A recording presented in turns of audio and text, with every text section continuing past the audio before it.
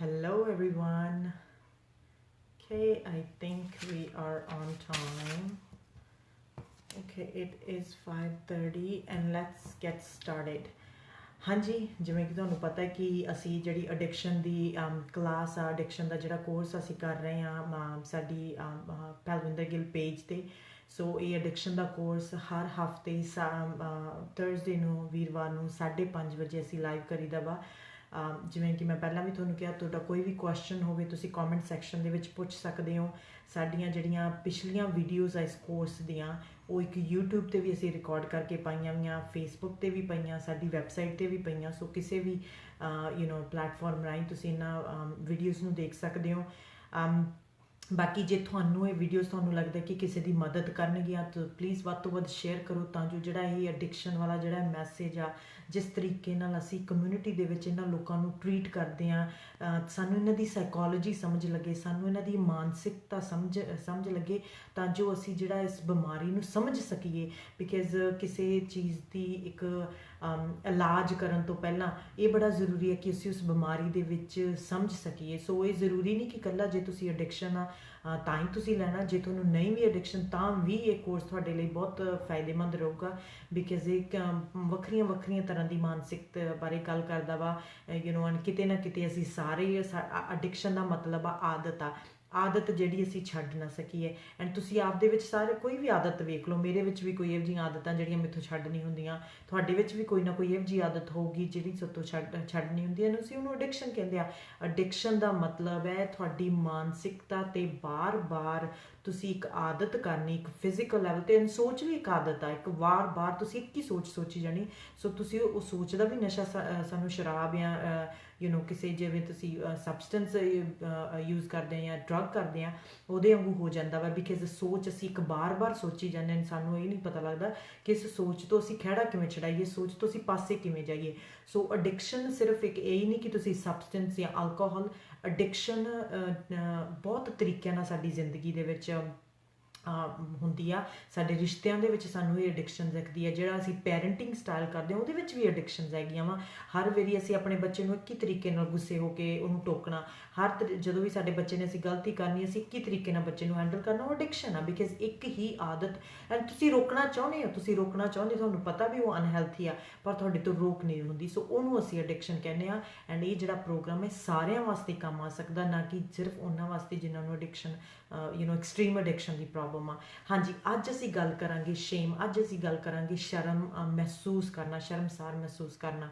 And ਇਹ ਜਿਹੜੀ addiction ਦੀ ਜਿਹੜੀ ਬਿਮਾਰੀ ਹੈ ਨਾ, ਆਪਣੇ ਸਾਰਿਆਂ ਦੇ ਵਿੱਚ ਹੈ ਇਹ ਭਾਵਨਾਵਾਂ। ਇੱਕ ਜਿਹੜੀ ਐਡਿਕਸ਼ਨ ਦਾ ਇਹਦੇ ਨਾਲ ਬੜਾ ਗੂੜਾ ਸੰਬੰਧ ਇਹ ਹੈ ਕਿ ਜਿਹੜੀ ਅਸੀਂ ਆਪਣੇ ਅੰਦਰ ਇਹ ਸ਼ਰਮ ਪਾਲ ਲੈਂਦੇ ਹਾਂ। ਜਿਹੜੇ ਲੋਕ ਐਡਿਕਸ਼ਨ ਕਰਦੇ ਆ, ਜਿਹੜੇ ਲੋਕ ਡਰੱਗ ਕਰਦੇ ਆ ਜਾਂ ਅਲਕੋਹਲ ਕਰਦੇ ਆ, ਆਪਣੇ ਆਪਦੇ ਪ੍ਰਤੀ ਸ਼ਰਮ ਮਹਿਸੂਸ ਕਰਨਾ, ਆਪਦੇ ਅੰਦਰ ਦੇ ਪ੍ਰਤੀ ਸ਼ਰਮ ਮਹਿਸੂਸ ਕਰਨਾ।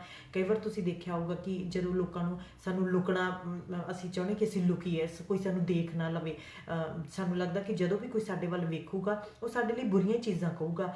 ਸੋ ਸ਼ਰਮ ਕੀ ਆ? ਸੋ ਸ਼ੇਮ ਕੀ ਆ? ਸੋ ਸ਼ੇਮ ਦੀ ਡੈਫੀਨੇਸ਼ਨ ਹੈਗੀ ਆ ਆਪਦੇ ਆਪ ਦੇ ਵਿੱਚ ਸਭ ਤੋਂ ਹੇਠਾਂ ਮਹਿਸੂਸ ਕਰਨਾ, ਆਪਦੇ ਆਪ ਦੇ ਵਿੱਚ ਨਾਟ ਵਰਥਲੈਸ ਮਹਿਸੂਸ ਕਰਨਾ ਕਿ ਮੈਂ ਬੇਕਾਰ ਹਾਂ, ਮੈਂ ਮੇਰੀ ਕੋਈ ਕਦਰ ਨਹੀਂ ਹੈਗੀ, ਕੋਈ ਮੈਨੂੰ ਚੰਗਾ ਨਹੀਂ ਸਮਝਦਾ ਗਾ, ਸਾਰੇ ਲੋਕ ਮੇਰੇ ਤੋਂ ਪਾਸੇ ਹੋਣਾ ਚਾਹੁੰਦੇ ਆ, ਕੋਈ ਮੇਰੇ ਨਾਲ ਗੱਲਾਂ ਕਰਨਾ ਨਹੀਂ ਚਾਹੁੰਦਾ, ਹਰ ਇਨਸਾਨ ਮੇਰੇ ਤੋਂ ਭੱਜਣਾ ਚਾਹੁੰਦਾ ਵਾ, ਮੇਰੇ ਨੇੜੇ ਨਹੀਂ ਕੋਈ ਆਉਣਾ ਚਾਹੁੰਦਾ। ਜੇ ਕੋਈ ਉਹ ਮੇਰੇ ਨੇੜੇ ਆਉਂਦੇ ਆ ਉਹ ਕਿਸੇ ਹੋਰ ਚੀਜ਼ ਕਰਕੇ ਨੇੜੇ ਆਉਂਦੇ ਆ। ਸੋ ਇਹ ਜਿਹੜੀ ਮਾਨਸਿਕਤਾ ਇਹ ਬੜੀ ਡੋਮੀਨੈਂਟ ਹੁੰਦੀ ਹੈ। ਜਦੋਂ ਜਿਹੜੇ ਲੋਕਾਂ ਨੂੰ ਐਡਿਕਸ਼ਨ ਹੁੰਦੀ ਹੈ, ਜਿਹੜੇ ਡਰੱਗ ਜਾਂ ਅਲਕੋਹਲ ਦੀ ਐਡਿਕਸ਼ਨ ਹੁੰਦੀ ਆ, ਉਹਨਾਂ ਦੇ ਅੰਦਰ ਇਹੋ ਜਿਹੇ ਖਿਆਲ ਬੜੇ ਗੂੜੇ ਚੱਲਦੇ ਆ ਕਿ ਮੈਂ ਬੇਕਾਰ ਹਾਂ, ਮੈਂ ਵਰਥਲੈਸ ਹਾਂ, ਦੂਜੇ ਲੋਕ ਮੇਰੇ ਤੋਂ ਉੱਚੇ ਆ, ਮੈਂ ਸਭ ਤੋਂ ਨੀਵਾਂ ਵਾਂ।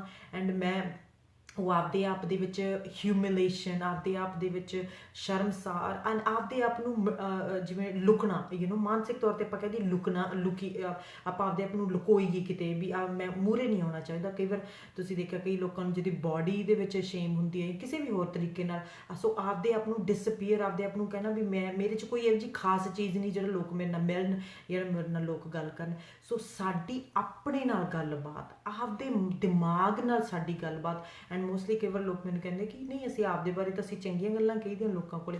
ਜੀ ਹਾਂ, ਮੈਂ ਉਹਨਾਂ ਗੱਲਾਂ ਦੀ ਨਹੀਂ ਗੱਲ ਕਰ ਰਹੀ, ਮੈਂ ਗੱਲ ਕਰ ਰਹੀ ਹਾਂ ਇਕੱਲੇਪਣ ਦੇ ਵਿੱਚ ਜਿਹੜੇ ਸਾਡੇ ਵਿਚਾਰ ਸਾਡੇ ਵਿੱਚ ਆਉਂਦੇ ਆ ਜਦੋਂ ਅਸੀਂ ਇਕੱਲੇ ਬੈਠੇ ਹੋਈਏ। ਜਿਹੜਾ ਗੱਲਾਂ ਸਾਡੀਆਂ ਮਨ ਸਾਨੂੰ ਕਹਿੰਦਾ ਵਾ, ਉਹ ਜੇ ਵਿਚਾਰ, ਉਹ ਸ਼ਰਮਸਾਰ ਵਾਲੇ ਵਿਚਾਰ, ਉਹ ਮਾਨਸਿਕਤਾ ਮੋਸਟ ਆਫ ਦਾ ਟਾਈਮ ਕੀ ਹੁੰਦਾ ਕਿ ਜਿਹੜੀ ਇਹ ਇੱਕ ਨੈਚੁਰਲ ਇਮੋਸ਼ਨ ਆ, ਇੱਕ ਸ਼ੇਮ ਆ, ਇੱਕ ਕੁਦਰਤੀ, ਇੱਕ ਐਵੋਲੂਸ਼ਨ, ਇੱਕ ਅਡੈਪਟਿਵ ਜਿਹੜੀ ਇਮੋਸ਼ਨ ਬਣੀ ਵੀ ਹੈ। ਫੋਰ ਐਗਜ਼ਾਮਪਲ ਸਾਨੂੰ ਜਦੋਂ ਅਸੀਂ ਮਾਨਸਿਕਤਾ ਸਟਾਰਟ ਹੋਈ ਸੀਗੀ, ਜਦੋਂ ਇਨਸਾਨ ਸਟਾਰਟ ਹੋਏ ਸੀਗੇ, ਉਦੋਂ ਇਨਸਾਨ ਇੱਕ ਦੂਜੇ ਦੇ ਨਾਲ ਇੱਕ ਕਮਿਊਨਿਟੀਆਂ ਦੇ ਵਿੱਚ ਰਹਿੰਦੇ ਸੀ, ਗਰੁੱਪ ਦੇ ਵਿੱਚ ਰਹਿੰਦੇ ਸੀ, ਕਿਉਂਕਿ ਜਿਹੜਾ ਇਨਸਾਨ ਪਾਸੇ ਹੋ ਜਾਂਦਾ ਸੀਗਾ ਉਹਦੀ ਜਿਹੜੀ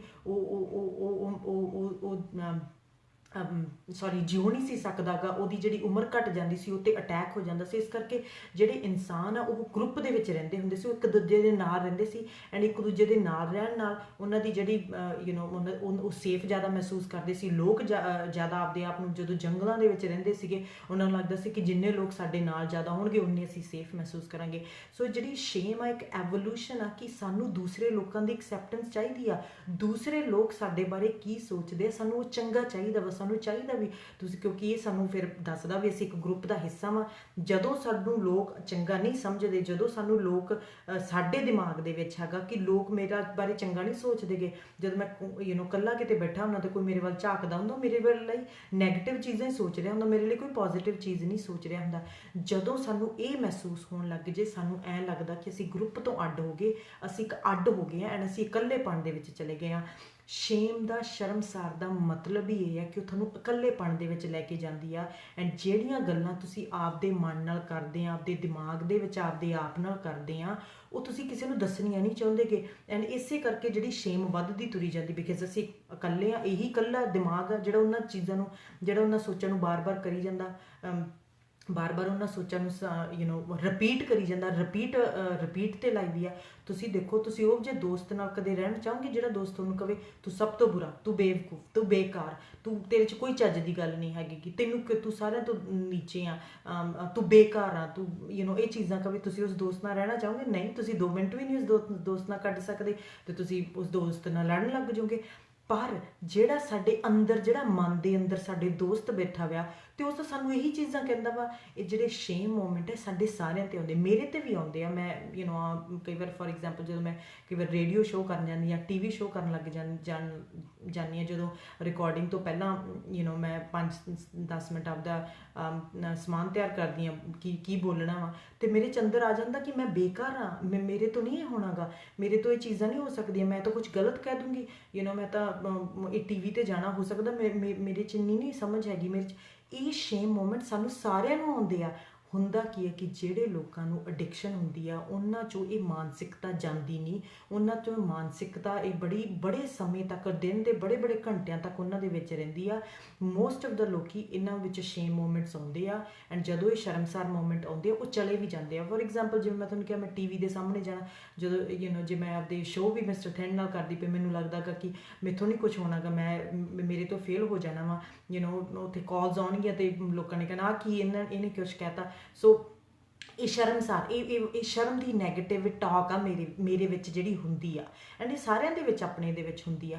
ਹੁੰਦਾ ਕਿ ਜਦੋਂ ਅਸੀਂ ਇਹਨੂੰ ਆਪਦੇ ਆਪ 'ਚ ਇਕੱਲਾ ਰੱਖਣ ਲੱਗ ਜਾਂਦੇ, ਕਿਸੇ ਨੂੰ ਦੱਸਦੇ ਨਹੀਂ, ਇਹ ਕੈਂਸਰ ਵਾਂਗੂ ਵੱਧਦੀ ਜਾਂਦੀ ਆ। ਤੁਸੀਂ ਆਮ ਦੇਖ ਲਓ ਵੀ ਜਦੋਂ ਇਹ ਚੀਜ਼ਾਂ ਤੁਸੀਂ ਸ਼ੇਅਰ ਕਰਨ ਲੱਗ ਜਾਂਦੇ ਕਿਸੇ ਨਾਲੋਂ, ਉਦੋਂ ਘਟਣ ਲੱਗ ਜਾਂਦੀਆਂ ਵਾ। ਜਦੋਂ ਤੁਸੀਂ ਆਪਦੇ ਅੰਦਰ ਦੀ ਜਿਹੜੀ ਮਾਨਸਿਕਤਾ ਵਾ ਇੱਕ ਸੇਫ ਇਨਵਾਇਰਮੈਂਟ ਦੇ ਵਿੱਚ ਸ਼ੇਅਰ ਕਰਨ ਲੱਗ ਗਏ ਕਿ ਮੇਰੇ ਅੰਦਰ 'ਚ ਇਹੋ ਜਿਹੀ ਸੈਲਫ ਨੈਗੇਟਿਵ ਟਾਕ ਚੱਲਦੀ ਆ, ਤੁਸੀਂ ਮਹਿਸੂਸ ਕਰਕੇ ਦੇਖਿਓ ਕਿ ਉਹ ਜਿਹੜਾ ਤੁਹਾਡੇ ਅੰਦਰ ਦਾ ਤਣਾਅ ਘਟਣ ਲੱਗ ਜਾਂਦਾ ਵਾ। ਤੁਸੀਂ ਆਪਦੇ ਆਪ 'ਚ ਫੋਰ ਐਗਜ਼ਾਮਪਲ ਜੇ ਤੁਹਾਡੇ ਲਾਈਫ ਦੇ ਵਿੱਚ ਕੋਈ ਵੀ ਚੀਜ਼ ਹੋਈ ਹੈ ਜਿਹਦੇ ਨਾਲ ਤੁਸੀਂ ਆਪਦੇ ਆਪ ਨੂੰ ਜੱਜ ਕਰਨ ਲੱਗ ਗਏ।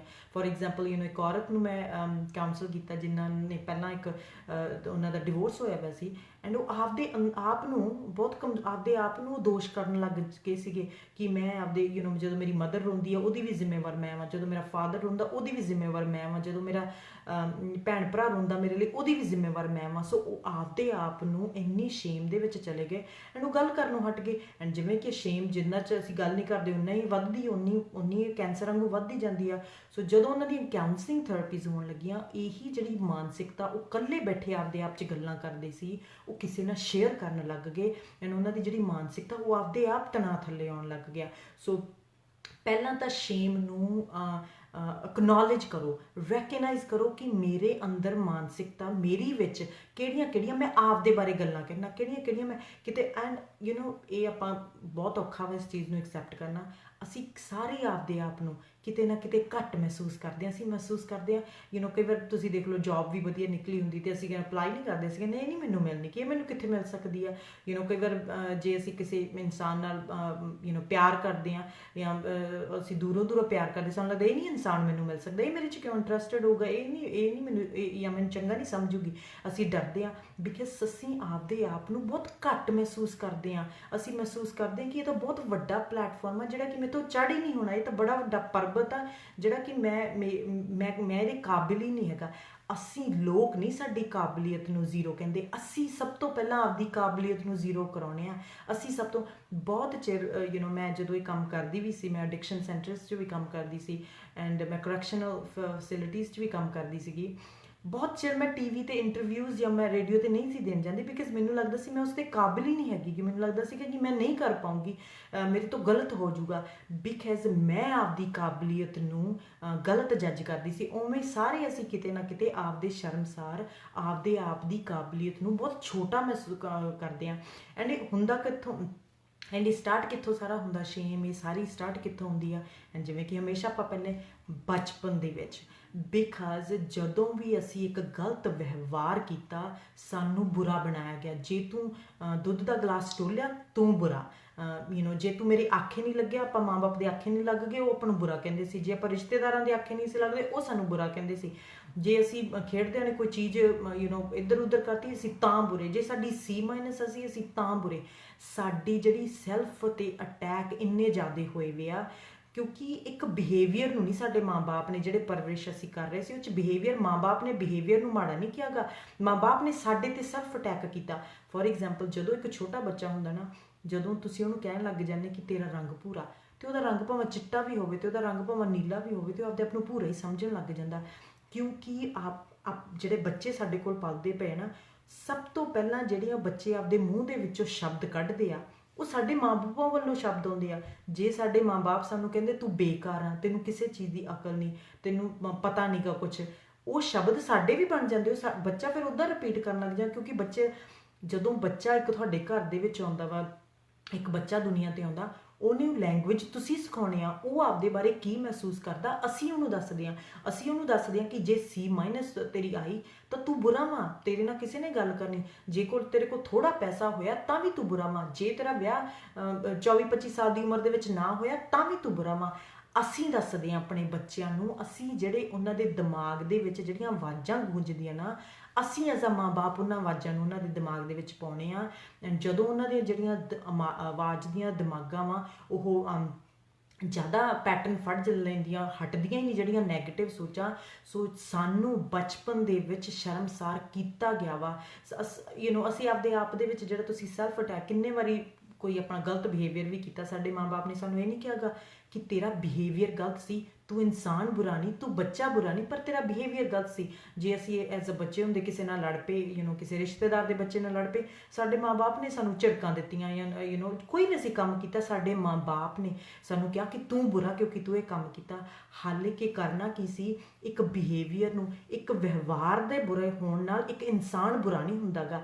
ਵਿਵਹਾਰ ਨੂੰ ਅਸੀਂ ਐਡਰੈਸ ਕਰ ਸਕਦੇ ਕਿ ਇੱਕ ਬੁਰਾ, ਫੋਰ ਐਗਜ਼ਾਮਪਲ ਜਦੋਂ ਅਸੀਂ ਕਿਸੇ ਨੂੰ ਕੁੱਟਦੇ ਹਾਂ ਵਿਵਹਾਰ ਬੁਰਾ ਵਾ, ਜਦੋਂ ਅਸੀਂ ਕਿਸੇ ਦੀਆਂ ਚੀਜ਼ਾਂ ਖੋਹਣੇ ਆ ਵਿਵਹਾਰ ਬੁਰਾ ਵਾ, ਜਦੋਂ ਅਸੀਂ ਕਿਸੇ ਨੂੰ ਉੱਚੀ ਬੋਲਦੇ ਹਾਂ ਇਹ ਵਿਵਹਾਰ ਬੁਰਾ ਵਾ, ਜਦੋਂ ਅਸੀਂ ਕੋਈ ਵੀ ਹੋਰ, ਜਦੋਂ ਅਸੀਂ ਕਿਸੇ ਦੇ ਆਖੇ ਨਹੀਂ ਲੱਗਦੇ ਇਹ ਵਿਵਹਾਰ ਬੁਰਾ ਵਾ, ਜਦੋਂ ਅਸੀਂ ਕੋਈ ਚੀਜ਼ਾਂ ਡੋਲਦੇ ਹਾਂ ਆਪਦੇ ਘਰ ਦੇ ਵਿੱਚ ਇਹ ਵਿਵਹਾਰ ਬੁਰਾ ਵਾ, ਇਹ ਬਿਹੇਵੀਅਰ ਬੁਰਾ ਵਾ। ਪਰ ਉਹਨਾਂ ਸਾਰੀਆਂ ਚੀਜ਼ਾਂ ਦੇ ਨਾਲ ਇੱਕ ਇਨਸਾਨ ਨੂੰ ਬੁਰਾ ਬਣਾਇਆ ਜਾਂਦਾ।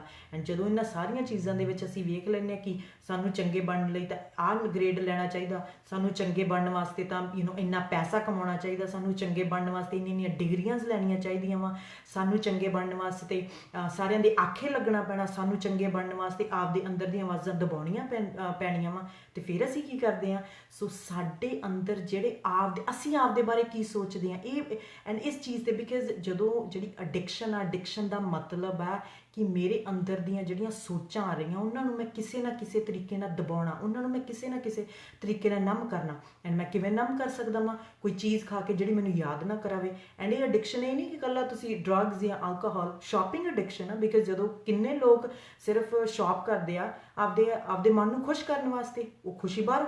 ਕਿੰਨੇ ਲੋਕ ਵਿਦਆਊਟ ਇੱਕ ਪ੍ਰੋਪਰ ਮੀਲ ਦੇ ਵੀ ਬਹੁਤ ਜ਼ਿਆਦਾ ਖਾਂਦੇ ਆ ਤਾਂ ਜੋ ਆਪਦੇ ਮਨ ਨੂੰ ਖੁਸ਼ ਕਰਨ, ਬਿਕਾਜ਼ ਖੁਸ਼ੀ ਸਾਨੂੰ ਬਾਹਰੋਂ ਲੱਭਣੀ ਸਿਖਾਈ ਗਈ ਆ। ਐਂਡ ਅੰਦਰ ਦਾ ਦੁੱਖ ਸਾਨੂੰ ਲੱਗਦਾ ਕਿ ਸਿਰਫ ਬਾਹਰੋਂ ਹੀ ਮਿਟਦਾ ਵਾ। ਜਦੋਂ ਵੀ ਅਸੀਂ ਅੰਦਰ ਆਪਦੇ ਆਪ ਦੇ ਵਿੱਚ ਵਰਥਲੈਸ, ਆਪਦੇ ਆਪ ਦੇ ਵਿੱਚ ਬੇਕਾਰ, ਆਪਦੇ ਆਪ ਦੇ ਵਿੱਚ ਘਟਾ ਮਹਿਸੂਸ ਕਰਦੇ ਹਾਂ, ਅਸੀਂ ਬਾਹਰਲੀ ਕਿਸੇ ਚੀਜ਼ ਨੂੰ ਭੱਜਦੇ ਹਾਂ। ਕਿਉਂਕਿ ਬਚਪਨ ਦੇ ਵਿੱਚ ਜਿਹੜੇ ਲੋਕਾਂ ਨੇ ਸਾਨੂੰ ਰੋਲ ਮਾਡਲ ਕੀਤਾ, ਉਹਨਾਂ ਨੇ ਵੀ ਤਾਂ ਇਹ ਕੀਤਾ, ਉਹਨਾਂ ਨੇ ਬਾਹਰੋਂ ਮੰਗਵਾਉਣ ਦੀ ਕੀਤੀ। ਫਿਰ ਅਸੀਂ ਬਾਹਰੋਂ ਵੱਧ ਪੈਸਾ ਕਮਾਉਂਦੇ ਹਾਂ, ਬਾਹਰੋਂ ਵੱਧ ਖਾਂਦੇ ਹਾਂ, ਬਾਹਰੋਂ ਵੱਧ ਗੱਡੀਆਂ ਲੈ ਕੇ ਆਉਂਦੇ ਹਾਂ, ਬਾਹਰੋਂ ਵੱਧ ਅਸੀਂ ਵੱਡੀਆਂ ਵੱਡੀਆਂ ਡਿਗਰੀਆਂ ਲੈ ਕੇ ਆਉਂਦੇ ਹਾਂ, ਤਾਂ ਜੋ ਅਸੀਂ ਅੰਦਰ ਦੀ ਘਟਾ ਨੂੰ, ਆਪਦੇ ਅੰਦਰ ਦੇ ਘਟਾ ਨੂੰ ਅਸੀਂ ਸ਼ਾਂਤ ਕਰ ਸਕੀਏ। ਸੋ ਅਸੀਂ ਆਪਣੇ ਐਂਡ ਸਾਰੇ ਨਾਲ ਸਾਡੇ ਨਾਲ ਡੈਮੇਜਡ ਹੋਏ ਹਾਂ। ਮੈਂ ਵੀ ਇਨਕਲੂਡਿੰਗ ਇਹਨਾਂ ਚੀਜ਼ਾਂ ਦੇ ਵਿੱਚ ਡੈਮੇਜਡ ਹੋਈ ਹਾਂ, ਬਿਕਾਜ਼ ਜਿਹੜੇ ਮਾਪਿਆਂ ਨੇ ਸਾਨੂੰ ਪਾਲਿਆ ਉਹ ਇੱਕ ਸ਼ੇਮ ਬੇਸ 'ਤੇ ਪਾਲਿਆ, ਨਾ ਕਿ ਗਿਲਟ ਦੇ। ਸੋ ਜਦੋਂ ਵੀ ਤੁਸੀਂ ਇੱਕ ਬੁਰਾ ਬਿਹੇਵੀਅਰ ਕਰਦੇ ਹੋ, ਫੋਰ ਐਗਜ਼ਾਮਪਲ ਐਸੇ ਤੁਸੀਂ ਕਿਸੇ ਨਾਲ ਲੜਦੇ ਆ, ਆਪਦੇ ਪਾਰਟਨਰ ਨਾਲ ਲੜਦੇ ਆ, ਜਾਂ ਤੁਸੀਂ ਕੋਈ ਚੀਜ਼ ਖਾਣਾ ਬਣਾਉਣ ਦੀ ਕੋਸ਼ਿਸ਼ ਕਰਦੇ ਹੋ, ਫੇਲ ਹੋ ਜਾਂਦਾ ਵਾ, ਜਾਂ ਤੁਸੀਂ ਕੋਈ ਜੌਬ ਇੰਟਰਵਿਊ 'ਤੇ ਜਾਂਦੇ ਆ, ਉਹ ਤੁਹਾਨੂੰ ਜੌਬ ਨਹੀਂ ਮਿਲਦੀ ਗੀ, ਜਾਂ ਕੋਈ ਵੀ ਤੁਸੀਂ ਨਵਾਂ ਪ੍ਰੋਜੈਕਟ ਕਰਦੇ ਆ ਆਪਦੀ ਲਾਈਫ ਦੇ ਵਿੱਚ, ਕੋਈ ਵੀ ਚੀਜ਼ ਉੱਥੋਂ ਤੁਹਾਨੂੰ ਮਿਲਦੀ, ਜਾਂ ਤੁਸੀਂ ਜੌਬ ਤੋਂ ਕੱਢ ਦਿੱਤੇ ਜਾਂਦੇ ਆ, ਉਹ ਨਹੀਂ ਤੁਹਾਨੂੰ। ਤੁਸੀਂ ਆਪਦੇ ਬਾਰੇ ਕੀ ਮਹਿਸੂਸ ਕਰਦੇ, ਤੁਸੀਂ ਆਪਦੇ ਬਾਰੇ ਕੀ ਕਹਿੰਦੇ ਆ, ਇਹ ਬੜਾ ਜ਼ਰੂਰੀ। ਸੋ ਬਿਕਾਜ਼ ਜਿਹੜੀਆਂ ਚੀਜ਼ਾਂ ਤੁਸੀਂ ਆਪਦੇ ਬਾਰੇ ਕਹਿੰਦੇ ਆ ਉਹ ਸਿਰਫ ਤੁਹਾਡੀਆਂ ਰਿਪੀਟ ਆ, ਬਿਕਾਜ਼ ਪਹਿਲਾਂ ਤੁਹਾਨੂੰ ਕੀ ਕਹੀਆਂ ਗਈਆਂ ਵਾ, ਉਹੀ ਚੀਜ਼ਾਂ ਕਹੀਆਂ ਗਈਆਂ। ਕਲਚਰ ਕਹਿੰਦਾ ਵਾ, ਸੁਸਾਇਟੀ ਕਹਿੰਦੀ ਆ, ਬਿਕਾਜ਼ ਸੁਸਾਇਟੀ ਦਾ ਤੁਹਾਨੂੰ ਇੱਕ ਤੁਹਾਨੂੰ ਜੱਜ ਕਰਨ ਦੇ ਬਾਹਰਲੀਆਂ ਚੀਜ਼ਾਂ ਵਾ ਜਿਹੜੀਆਂ ਤੁਸੀਂ ਟਿਕ ਕਰਨੀਆਂ ਵਾ। ਪੜ੍ਹਨਾ ਲਿਖਣਾ, ਪੈਸੇ ਕਮਾਉਣੇ, ਘਰ ਲੈਣਾ, ਕਾਰਾਂ ਲੈਣੀਆਂ, ਆਪਦੇ ਆਪ 'ਚ ਵੱਧ ਤੋਂ ਵੱਧ ਕੱਪੜੇ ਵਧੀਆ ਪਾਉਣੇ, ਬ੍ਰਾਂਡ ਨੇਮ ਚੀਜ਼ਾਂ ਪਾਉਣੀਆਂ, ਇਹ ਟਿਕ ਮਾਰਕ ਕਹਿੰਦੇ, ਇਹ ਟਿਕ ਮਾਰਕ ਕਰਦੀਆਂ ਵਾ ਸਾਨੂੰ। ਸੋ ਇਹ ਬੜਾ ਜ਼ਰੂਰੀ ਹੈ ਕਿ ਜਦੋਂ ਅਸੀਂ ਆਪਣੇ ਬੱਚੇ ਵੀ ਪਾਲ ਰਹੇ ਹਾਂ, ਕਿ ਅਸੀਂ ਆਪਦੇ ਬੱਚੇ ਨੂੰ ਕਿਹੜੀ ਬਿਹੇਵੀਅਰ 'ਤੇ ਅਸੀਂ ਉਦੋਂ ਗਿਲਟ ਬਣਾਉਣਾ ਵਾ। ਗਿਲਟ ਦਾ ਮਤਲਬ ਹੈ ਕਿ ਇੱਕ ਬਿਹੇਵੀਅਰ। ਸੋ ਜੇ ਤੁਸੀਂ ਐਡਿਕਸ਼ਨ ਦੇ ਵਿੱਚ ਆ, ਐਂਡ ਇਹਨਾਂ ਲੋਕਾਂ ਦਾ ਸਾਈਕਲ ਆ, ਬਿਕਾਜ਼ ਇਹ ਕਿ ਲੋਕ ਜਿਹੜੇ ਅਸੀਂ ਐਡਿਕਸ਼ਨ ਦੇ ਵਿੱਚ ਹੁੰਦੇ ਆ, ਇਹਨਾਂ ਦਾ ਐਡਿਕਸ਼ਨ ਦਾ ਸਾਈਕਲ ਕੀ ਹੁੰਦਾ, ਇਹਨਾਂ ਦੇ ਅੰਦਰ ਇਹ ਆਵਾਜ਼ਾਂ ਆਈਆਂ, ਤੂੰ ਬੇਕਾਰ, ਤੂੰ ਵਰਥਲੈਸ, ਤੇਰੇ ਤੋਂ ਕੁਝ ਵੀ ਨਹੀਂ ਹੋਣਾ, ਤੇਰਾ ਵਿਆਹ ਵੀ ਕਾਮਯਾਬ ਨਹੀਂ ਰਹਿ ਸਕਦਾ, ਤੂੰ ਉਹਦੇ ਬੱਚੇ ਵੀ ਚੱਜ ਨਾਲ ਨਹੀਂ ਪਾ ਸਕਦਾ, ਤੂੰ ਕੰਮ ਵੀ ਸਹੀ ਨਹੀਂ ਰੱਖ ਸਕਦਾ, ਕਿਉਂਕਿ ਇਹਨਾਂ ਚੀਜ਼ਾਂ 'ਚ ਇਹਨਾਂ ਲੋਕਾਂ ਨੂੰ ਪ੍ਰੋਬਲਮ ਆਉਂਦੀ ਆ। ਸੋ ਜਦੋਂ ਇਹ ਆਵਾਜ਼ਾਂ ਆਪਦੇ ਅੰਦਰ ਆਪ ਸ਼ਾਂਤ ਕਰਨ ਲਈ ਇਹ ਡਰੱਗ ਲੈਂਦੇ ਆ ਜਾਂ ਐਡਿਕਸ਼ਨ ਲੈਂਦੇ ਆ, ਐਂਡ ਉਦੋਂ ਬਾਅਦ ਜਦੋਂ ਉਦੋਂ ਬਾਅਦ ਇਹਨਾਂ ਦਾ ਫਿਰ ਸਾਈਕਲ ਸਟਾਰਟ ਹੋ ਜਾਂਦਾ, ਕਿਉਂਕਿ ਹੁਣ ਜਦੋਂ ਇਹਨਾਂ ਨੇ ਆਪਦਾ ਐਡਿਕਸ਼ਨ ਦੇ ਵਿੱਚ ਗਏ, ਫਿਰ ਪਰਿਵਾਰ ਉਹ ਚੀਜ਼ਾਂ ਦੇ ਵਿੱਚ ਡਿਸਫੰਕਸ਼ਨਲ ਬਣ ਗਏ, ਇਹਨਾਂ ਤੋਂ ਪਰਿਵਾਰ ਦੀ ਟੇਕ ਕੇਅਰ ਨਹੀਂ ਕੀਤੀ ਗਈ, ਇਹਨਾਂ ਤੋਂ ਬੱਚਿਆਂ ਦੀ ਟੇਕ ਕੇਅਰ ਕੀਤੀ ਗਈ, ਕੰਮ ਦੀ ਟੇਕ ਕੇਅਰ ਕੀਤੀ ਗਈ, ਐਂਡ ਫਿਰ ਇਹ ਬੁਰਾ ਮਹਿਸੂਸ ਕਰਨਾ। ਸੋ ਇਹਨਾਂ ਦਾ ਸਾਈਕਲ ਬਣ ਜਾਂਦਾ ਵਾ, ਐਂਡ ਉਸੇ ਸਾਈਕਲ ਦੇ ਵਿੱਚ ਐਂਡ ਸਾਡਾ ਮਕਸਦ ਇਹ ਹੈ ਕਿ ਜਦੋਂ ਐਡਿਕਸ਼ਨ ਦੇ ਵਿੱਚ ਅਸੀਂ ਉਹ ਸ਼ਰਮਸਾਰ ਦਾ ਸਾਈਕਲ ਤੋੜਨਾ ਵਾ। ਜਸਟ ਬਿਕਾਜ਼ ਤੁਸੀਂ ਆਪਣੇ ਪਰਿਵਾਰ ਦੀ ਟੇਕ ਕੇਅਰ ਨਹੀਂ ਕਰ ਸਕੇ, ਜਸਟ ਬਿਕਾਜ਼ ਤੁਸੀਂ ਆਪਣੇ ਬੱਚਿਆਂ ਦੇ ਉਹ ਫਾਦਰ ਨਹੀਂ ਬਣ ਸਕੇ ਜਾਂ ਮਦਰ ਨਹੀਂ ਬਣ ਸਕੇ, ਜਸਟ ਬਿਕਾਜ਼ ਤੁਸੀਂ ਇੱਕ ਉਹ ਜੌਬ ਨਹੀਂ ਲੈ ਸਕੇ, ਜਸਟ ਬਿਕਾਜ਼ ਤੁਸੀਂ ਲੋਕਾਂ ਦੇ ਕੰਪੇਰੇਟਿਵਲੀ ਉਸ ਲੈਵਲ 'ਤੇ ਪੈਸਾ ਨਹੀਂ ਕਮਾ ਸਕਦੇ, ਘਰ ਨਹੀਂ ਇੱਥੇ ਤੁਹਾਨੂੰ ਜਿਹੜਾ ਸਾਈਕਲ ਉਹ ਤੋੜਨਾ ਪੈਣਾ ਵਾ।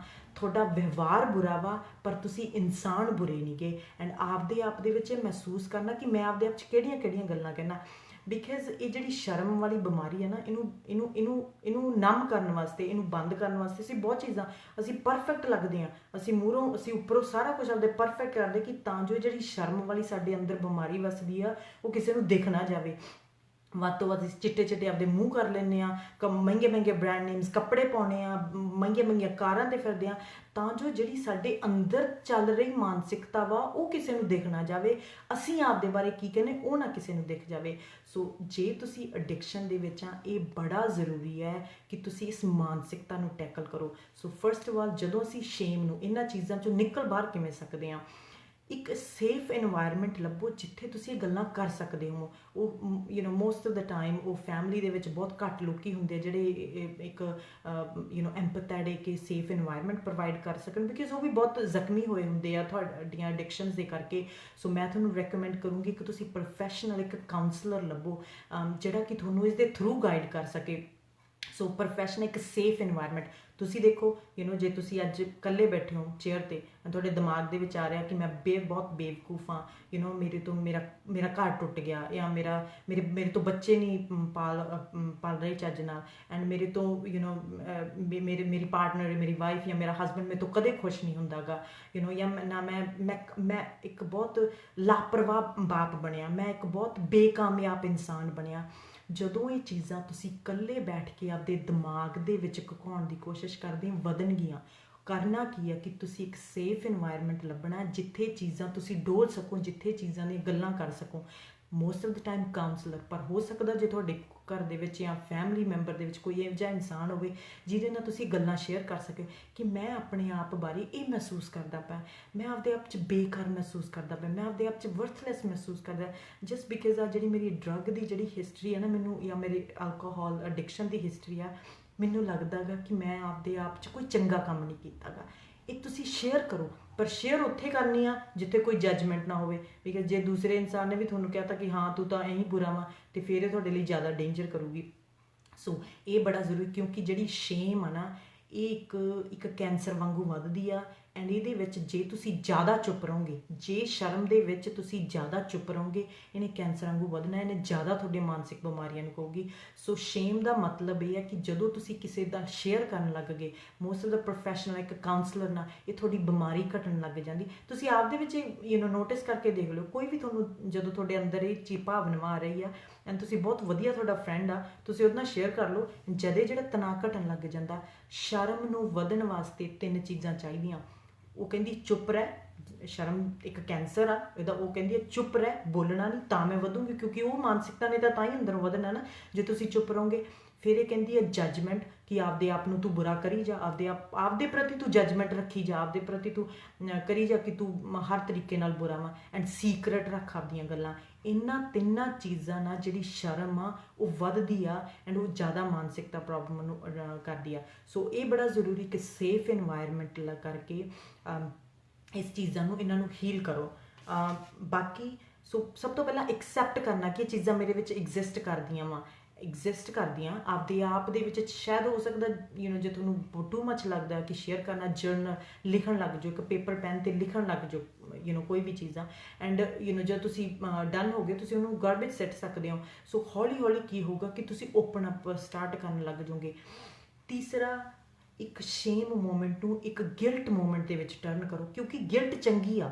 ਗਿਲਟ ਕਿਉਂ ਚੰਗੀ ਆ? ਫੋਰ ਐਗਜ਼ਾਮਪਲ, ਜੇ ਤੁਸੀਂ ਆਪਦੇ ਪਾਰਟਨਰ ਨਾਲ ਬਿਨਾਂ ਗੱਲ ਤੋਂ ਲੜ ਪਏ, ਐਂਡ ਤੁਹਾਡੇ ਦਿਮਾਗ ਦੇ ਵਿੱਚ ਆਇਆ ਕਿ ਮੈਂ ਯਾਰ ਇੰਨਾ ਬੁਰਾ ਵਾ, ਮੈਂ ਕੀ ਸੋਚ ਰਿਹਾ ਸੀ ਜਾਂ ਸੋਚ ਰਹੀ ਸੀ ਜਦੋਂ ਮੈਂ ਮੈਂ ਆਪਦੇ ਪਾਰਟਨਰ ਨਾਲ ਲੜੀ ਜਾਂ ਮੈਂ ਲੜਿਆ, ਕੀ ਮੈਂ ਸੋਚ ਰਿਹਾ ਸੀਗਾ, ਮੈਨੂੰ ਅਕਲ ਨਹੀਂ ਹੈਗੀ ਕਿ ਜਦ ਤੁਸੀਂ ਇਹ ਚੀਜ਼ਾਂ ਤੁਹਾਡਾ ਸੈਲਫ ਅਟੈਕ ਆ। ਪਰ ਜੇ ਤੁਸੀਂ ਇਹਨੂੰ ਗਿਲਟ ਦੇ ਵਿੱਚ ਮਹਿਸੂਸ ਕਰਨਾ, ਕਿਉਂਕਿ ਇਹ ਸ਼ਰਮ ਆ ਰਾਈਟ ਨਾਓ, ਜਦੋਂ ਤੁਸੀਂ ਆਪਦੇ ਆਪ ਨੂੰ ਮੈਂ ਬੁਰਾ, ਆਹ ਜੌਬ ਇੰਟਰਵਿਊ ਵੀ ਨਹੀਂ ਮੇਰੇ ਤੋਂ ਪਾਸ ਹੋ ਸਕੀ, ਇਹ ਕੰਮ ਦੇ ਵਿੱਚ ਵੀ ਮੈਂ ਕਾਮਯਾਬ ਨਹੀਂ ਹੋ ਗਿਆ, ਮੈਂ ਹੀ ਬੁਰਾ ਵਾਂ, ਮੇਰੇ 'ਚ ਨਹੀਂ।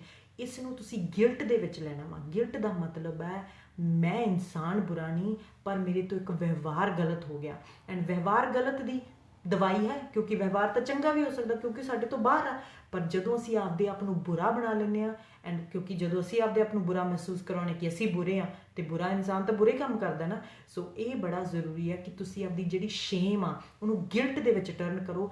ਜੇ ਤੁਸੀਂ ਆਪਦੇ ਬੱਚੇ ਨਾਲ ਵੀ ਗੱਲ ਕਰਦੇ ਪਏ ਆ, ਆਪਦੇ ਆਪ ਨਾਲ ਵੀ ਗੱਲ ਕਰਦੇ ਪਏ ਆ, ਚਾਹੇ ਤੁਸੀਂ ਆਪਦੀ ਇੰਟਰਵਿਊ ਦੇ ਵਿੱਚ ਫੇਲ ਹੋਏ ਆ, ਚਾਹੇ ਤੁਹਾਡੇ ਬੱਚੇ ਨੇ C- ਲੈ ਕੇ ਆਂਦੀ, ਉਹਨੂੰ ਇਹ ਕਹਿਣਾ ਲੈਸੇ ਉਹ ਪੜ੍ਹਿਆ ਨਹੀਂ ਗਾ, ਉਹਨੇ ਜਮਾਂ ਨਹੀਂ ਸਟੱਡੀ ਕੀਤੀ, ਐਂਡ ਉਹਦਾ ਟੈਸਟ ਫੇਲ ਹੋ ਗਿਆ। ਆਪਦੇ ਬੱਚੇ ਨੂੰ ਇਹ ਕਹਿਣਾ ਕਿ ਤੇਰਾ ਵਿਵਹਾਰ ਬੁਰਾ ਸੀ, ਤੇਰਾ ਵਿਵਹਾਰ ਗਲਤ ਸੀ, ਤੇਰਾ ਵਿਵਹਾਰ ਡਿਸਫੰਕਸ਼ਨਲ ਸੀ, ਪਰ ਤੇਰੇ 'ਚ ਤਾਂ ਹਜੇ ਵੀ ਇੰਨੀ ਕਾਬਲੀਅਤ ਹੈਗਾ, ਤੂੰ ਇਹਦੇ ਨਾਲ ਇੱਕ ਇਨਸਾਨ ਨੂੰ, ਇੱਕ ਅੰਦਰਲੇ ਸੈਲਫ ਅਟੈਕ ਨੂੰ ਨਹੀਂ ਜੋੜਿਆ। ਫੋਰ ਐਗਜ਼ਾਮਪਲ, ਜਦੋਂ ਤੁਸੀਂ ਕਿਸੇ ਨੂੰ ਇਹ ਕਹਿ ਦਿਓ ਨਾ, ਆਮ ਤੁਸੀਂ ਰਿਸ਼ਤਿਆਂ ਦੇ ਵਿੱਚ ਇਹ ਚੀਜ਼ਾਂ ਟਰਾਈ ਕਰਕੇ ਦੇਖਿਓ, ਜੇ ਤੁਸੀਂ ਇਹ ਕਹਿਤਾ ਕਿ ਤੇਰਾ ਵਿਵਹਾਰ ਬੁਰਾ ਸੀ ਪਰ ਤੂੰ ਇਨਸਾਨ ਚੰਗਾ ਵਾ, ਕਿੰਨਾ ਫਰਕ ਆ। ਉਦੋਂ ਅਸੀਂ ਅਟੈਕਟ ਨਹੀਂ ਮਹਿਸੂਸ ਕਰਦੇ, ਉਦੋਂ ਅਸੀਂ ਦੂਸਰੇ ਇਨਸਾਨ ਤੋਂ ਗਲਤੀ ਮਹਿਸੂਸ ਕਰਦੇ ਹਾਂ, ਉਦੋਂ ਸੌਰੀ ਮੰਗਣਾ ਚਾਹੁੰਦੇ ਹਾਂ, ਪਰ ਜਦੋਂ ਤੁਹਾਨੂੰ ਇਹ ਕਹਦੇ ਕਿ ਕੋਈ ਤੂੰ ਬੁਰਾ ਵਾ, ਤੇ ਉਦੋਂ ਤਾਂ ਅਸੀਂ ਦੂਸਰੇ ਤੇ ਅਟੈਕ ਕਰਨਾ ਮੰਗਦੇ ਹਾਂ। ਸੋ ਇਹ ਬੜਾ ਜ਼ਰੂਰੀ ਹੈ ਕਿ ਜੇ ਤੁਸੀਂ ਇਸ ਜਿਹੜੇ ਲੋਕ ਐਡਿਕਸ਼ਨ ਦੇ ਵਿੱਚ ਉਹਨਾਂ ਦੀ ਫੈਮਿਲੀ ਵੀ ਹੋ, ਤੁਸੀਂ ਇਹ ਮਹਿਸੂਸ ਕਰਵਾਉਣਾ ਕਿ ਉਹਦਾ ਵਿਵਹਾਰ ਬੁਰਾ ਪਰ ਉਹ ਇਨਸਾਨ ਬੁਰਾ ਨਹੀਂ ਹੈਗਾ ਗਾ। ਮੈਂ ਹਾਈਲੀ ਰეკਮੈਂਡ ਕਰੂੰਗੀ, ਬਿਕਾਜ਼ ਜਿਹੜੇ ਲੋਕ ਐਡਿਕਸ਼ਨ ਦੇ ਵਿੱਚ ਆ, ਤੁਸੀਂ ਇੱਕ ਪ੍ਰੋਫੈਸ਼ਨਲ ਹੈਲਪ ਦੇ ਨਾਲ ਹੀ ਇਹਨਾਂ ਚੀਜ਼ਾਂ ਦੇ ਵਿੱਚੋਂ ਬਾਹਰ ਨਿਕਲ ਸਕਦੇ ਹਾਂ। ਸੋ ਇਹ ਬੜਾ ਜ਼ਰੂਰੀ ਕਿ ਅਸੀਂ ਆਪਣੇ ਦਿਮਾਗ ਦੇ ਵਿੱਚ ਕਿਹੜੀਆਂ ਚੀਜ਼ਾਂ ਕਹਿੰਦੇ ਆਪ ਦੇ ਬਾਰੇ ਜਦੋਂ ਸਾਡੇ ਚੁੱਪ ਚਾਂਦ ਹੁੰਦੀ ਹੈ ਨਾ, ਜਦੋਂ ਅਸੀਂ ਇਕੱਲੇ ਹੁੰਦੇ ਹਾਂ ਆਪਦੇ ਆਪ ਦੇ ਵਿੱਚ ਅਸੀਂ ਕੀ ਮਹਿਸੂਸ ਕਰਦੇ ਹਾਂ, ਬਿਕਾਜ਼ ਅਸੀਂ ਲੋਕਾਂ ਨੂੰ ਉਹਨਾਂ ਚੀਜ਼ਾਂ ਤੇ ਜੱਜ ਕਰਦੇ ਹਾਂ ਜਿਹੜੀਆਂ ਚੀਜ਼ਾਂ ਤੇ ਅਸੀਂ ਆਪਦੇ ਅੰਦਰ ਫੇਲ ਹੁੰਦੇ ਹਾਂ, ਅਸੀਂ ਦੂਸਰੇ ਲੋਕਾਂ ਨੂੰ ਵੀ ਉਸ ਲੈਵਲ ਤੇ ਜੱਜ ਕਰਦੇ ਹਾਂ। ਸੋ ਜੀ ਹਾਂ, ਹਾਂਜੀ, ਰੀਚ ਆਊਟ, ਹਾਂਜੀ। ਸੋ ਇਹ ਬੜਾ ਜ਼ਰੂਰੀ ਹੈ ਕਿ ਤੁਸੀਂ ਕਿਸੇ ਨਾਲ ਰਿਸ਼ਤਾ ਬਣਾਵੋ ਜਿਹਦੇ ਤੇ ਤੁਸੀਂ ਵਿਸ਼ਵਾਸ ਕਰਦੇ ਹੋ, ਤੁਹਾਨੂੰ ਲੱਗਦਾ ਕਿ ਮੈਂ ਇਹਨਾਂ ਨਾਲ ਗੱਲਾਂ ਕਰ ਸਕਦਾ ਵਾਂ ਜਾਂ ਕਰ ਸਕਦੀ ਹਾਂ, ਐਂਡ ਇਹ ਮੇਰੀਆਂ ਗੱਲਾਂ ਕਿਤੇ ਬਾਹਰ ਨਹੀਂ ਜਾਣਗੀਆਂ, ਐਂਡ ਇਹ ਇਨਸਾਨ ਇੱਕ ਵਧੀਆ ਵਾ ਜਿਹੜਾ ਮੈਨੂੰ ਐਂਪਥੀ ਹਮਦਰਦੀ ਨਾਲ ਮੇਰੀ ਕਹਾਣੀ ਸੁਣੂਗਾ। ਸੋ ਇਹ ਜਿਹਾ ਇਨਸਾਨ ਕੋਈ ਵੀ ਤੁਸੀਂ ਲੱਭ ਜੇ ਤੁਹਾਡੇ ਰਿਸ਼ਤੇ 'ਚ ਆ ਜਾਂ ਤੁਸੀਂ ਇੱਕ ਪ੍ਰੋਫੈਸ਼ਨਲ ਹੈਲਪ ਲੈ ਸਕਦੇ ਹੋ। ਪਰ ਇਹ ਬੜਾ ਜ਼ਰੂਰੀ ਕਿ ਜਿਹੜਾ ਸ਼ਰਮ ਆ ਇਹ ਤੁਹਾਨੂੰ ਇਕੱਲੇਪਣ ਦੇ ਵਿੱਚ ਧੱਕਦੀ ਆ, ਪਰ ਜਦੋਂ ਤੁਸੀਂ ਲੋਕਾਂ ਨਾਲ ਜੁੜਦੇ ਹੋ ਸ਼ਰਮ ਆਪਦੇ ਆਪ ਮਿਟਣੀ ਸ਼ੁਰੂ ਹੋ ਜਾਂਦੀ ਹੈ, ਤਣਾਅ ਆਪਦੇ ਆਪ ਘਟਣਾ ਸ਼ੁਰੂ ਹੋ ਜਾਂਦਾ। ਸੋ ਇਹ ਜਿਹੜੇ ਸਾਡੇ ਐਡਿਕਸ਼ਨ ਪ੍ਰੋਗਰਾਮ ਆ ਇਹ ਤੁਹਾਡੀ ਮਾਨਸਿਕਤਾ ਮਦਦ ਵਾਸਤੇ ਪਾਏ ਜਾਂਦੇ ਆ। ਪਰ ਪਲੀਜ਼ ਰੈਕਮੈਂਡ ਮੈਂ ਕਰੂੰਗੀ ਕਿ ਤੁਸੀਂ ਇੱਕ ਪ੍ਰੋਫੈਸ਼ਨਲ ਦੀ ਹੈਲਪ ਲਵੋ, ਇੱਕ ਕਾਉਂਸਲਰ ਦੀ ਹੈਲਪ ਲਵੋ, ਤਾਂ ਜੋ ਤੁਸੀਂ ਇੱਕ ਰਿਕਵਰੀ ਲਾਈਫ ਲੌਂਗ ਆ। ਬਿਕਾਜ਼ ਜਿਹੜੀ ਇੱਕ ਸੋਚ ਸਾਡੇ ਦਿਮਾਗ ਦੇ ਵਿੱਚ ਬਚਪਨ ਦੇ ਵਿੱਚ ਪਾਈ ਗਈ ਆ, ਉਹਨੂੰ ਕੱਢਣ ਲਈ ਸਾਰੀ ਉਮਰ ਲੱਗ ਜਾਂਦੀ ਹੈ ਸਾਨੂੰ, ਵੀ ਅਸੀਂ ਆਪਦੇ ਬਾਰੇ, ਐਂਡ ਇਹ ਸ਼ੇਮ ਮੂਮੈਂਟਸ ਮੇਰੇ ਵਿੱਚ ਵੀ ਆਉਂਦੇ ਆ, ਇਹ ਮੈਨੂੰ ਵੀ ਇਹ ਸਾਰੀਆਂ ਚੀਜ਼ਾਂ ਮਹਿਸੂਸ ਹੁੰਦੀਆਂ। ਪਰ ਸਾਡੇ ਵਿੱਚ ਹੁੰਦਾ ਇਹ ਹੈ ਕਿ ਅਸੀਂ ਜੇ ਇਹਨਾਂ ਨਾਲ ਵਰਕ ਕਰਦੇ ਰਹੀਏ, ਇਹਨਾਂ ਨਾਲ ਜੇ ਰਿਕਵਰ ਹੁੰਦੇ ਰਹੀਏ, ਤੇ ਥੋੜ੍ਹੇ ਘਟਣ ਲੱਗ ਜਾਂਦੇ ਆ ਸਾਡੀ ਜ਼ਿੰਦਗੀ ਦੇ ਵਿੱਚ, ਵੀ ਥੋੜ੍ਹੇ ਮੂਮੈਂਟ ਸਾਡੇ ਸ਼ੇਮ ਦੇ ਆਉਂਦੇ ਆ।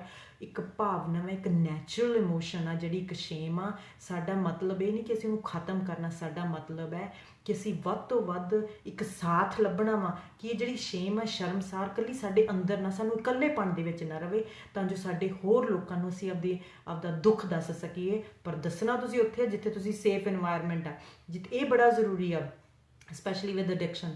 ਇਹ ਬੜਾ ਜ਼ਰੂਰੀ ਹੈ ਕਿ ਤੁਸੀਂ ਜਿਹੜਾ ਇਨਵਾਇਰਮੈਂਟ, ਜਿਸ ਇਨਸਾਨ ਕੋਲ ਤੁਸੀਂ ਗੱਲ ਕਰੋ, ਉਹ ਇੱਕ ਸੇਫ ਹੋਵੇ। ਤੁਹਾਨੂੰ ਪਤਾ and most of the time ਇੱਕ ਕਾਉਂਸਲਰ ਹੀ ਹੁੰਦੇ ਆ ਕਿ ਜਿਨ੍ਹਾਂ ਨਾਲ ਤੁਸੀਂ ਉਹ ਹਮਦਰਦੀ ਜਿਹੜੀ ਤੁਹਾਨੂੰ ਚਾਹੀਦੀ ਹੁੰਦੀ ਉਹ ਮੂਹਰੋਂ ਦੇ ਸਕਦੇ ਨੇ। So thank you so much everyone. ਤੁਹਾਡਾ ਕੋਈ ਵੀ ਕੁਐਸਚਨ ਹੋਵੇ ਤੁਸੀਂ ਕਮੈਂਟ ਸੈਕਸ਼ਨ ਦੇ ਵਿੱਚ ਸਾਨੂੰ ਕੁਐਸਚਨ ਪੁੱਛ ਸਕਦੇ ਹੋ। ਅਸੀਂ ਜੇ ਤੁਹਾਡਾ ਕੋਈ ਹੋਰ ਵੀ ਕੁਐਸਚਨਸ ਆ, ਅਸੀਂ ਕਈ ਵਾਰ ਲਾਈਵ ਵੀਡੀਓਜ਼ ਕਰਦੇ ਹਾਂ ਉਹਨਾਂ ਕੁਐਸਚਨਾਂ ਦੇ ਆਨਸਰ ਦੇਣ ਵਾਸਤੇ, ਤੁਸੀਂ ਉਹ ਵੀ ਮੈਸੇਜ ਕਰ ਸਕਦੇ ਹੋ ਸਾਨੂੰ। ਬਾਕੀ ਆਪਣੀ ਮਾਨਸਿਕ ਸਿਹਤ ਦਾ ਖਿਆਲ ਰੱਖੋ, ਐਂਡ ਜੇ ਤੁਹਾਨੂੰ ਲੱਗਦਾ ਕਿ ਇਹ ਵੀਡੀਓਜ਼ ਨੇ ਤੁਹਾਡੀ ਮਦਦ ਕੀਤੀ ਆ ਜਾਂ ਤੁਹਾਡਾ ਕੋਈ ਜਾਣਦਾ ਕਰਦਾ ਉਹਦੀ ਮਦਦ ਕੀਤੀ, ਇਹ ਵੱਧ ਤੋਂ ਵੱਧ ਸ਼ੇਅਰ ਕਰੋ, ਤਾਂ ਜੋ ਅਸੀਂ ਇਹ ਮੈਸੇਜ ਪਹੁੰਚਾ ਸਕੀਏ ਕਿ ਸਾਡੇ ਅੰਦਰ ਦੀ ਮਾਨਸਿਕਤਾ ਨੂੰ ਅਸੀਂ ਕਿਵੇਂ ਟੈਕਲ ਕਰਨਾ। Thank you. ਐਵਰੀ ਥਰਸਡੇ, ਹਰ ਵੀਰਵਾਰ ਨੂੰ 5:30 ਵਜੇ ਅਸੀਂ ਇਹ ਕੋਰਸ ਲਾਈਵ ਕਰਦੇ ਹਾਂ, ਐਂਡ ਜੇ ਤੁਹਾਡੇ ਹੋਰ ਵੀ ਕੋਈ ਕੁਐਸਚਨ ਹੋਣ ਤੁਸੀਂ ਭੇਜ ਸਕਦੇ ਹੋ। So thank you so much. ਸਾਡੀਆਂ ਸਾਰੀਆਂ ਵੀਡੀਓਜ਼ YouTube ਤੇ ਸਾਡੀ ਵੈਬਸਾਈਟ 'ਤੇ ਰਿਕਾਰਡ ਹੁੰਦੀਆਂ, ਪਾਈਆਂ ਜਾਂਦੀਆਂ ਵਾ। ਸੋ ਜੇ ਤੁਹਾਡੇ ਕੋਲ ਉਹ ਲਾਈਵ ਵਾਲਾ ਟਾਈਮ ਨਹੀਂ ਵੀ ਹੁੰਦਾ ਤਾਂ ਤੁਸੀਂ ਬਾਅਦ ਵਿੱਚ ਵੀ ਦੇਖ ਸਕਦੇ ਹੋ। Thank you everyone, bye, be safe.